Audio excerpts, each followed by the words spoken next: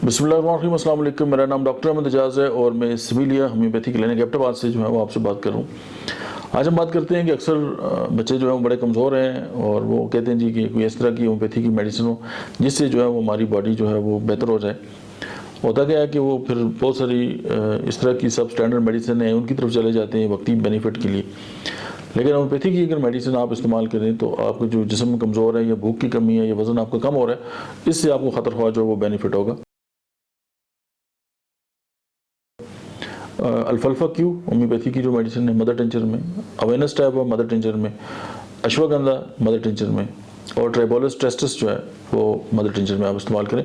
होगा क्या, जब आपकी बॉडी में टेस्टोस्टेरोन की जो जाती है, जब वो होती है तो आपके मसल जो है वो बनते हैं, जब उसकी कमी होती है तो आपका मसल लॉस जो है स्टार्ट हो जाता है। तो ये जो है वो स्पेशली जो मेल हज़रात हैं ये नुस्खा उनके लिए। तो इसकी जो है वो आप 30 ड्रॉप सुबह 30 शाम 2 घंटे पानी में मिला के लें तो कुछ अर्से बाद आप फील करेंगे कि आपकी बॉडी जो है वो आस्ता आस्ता बेहतरी की तरफ जा रही है। इससे आपको भूख भी लगेगी, आपका जिस्म भी बेहतर होगा।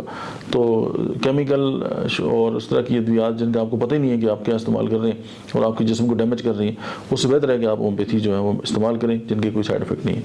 बहुत शुक्रिया।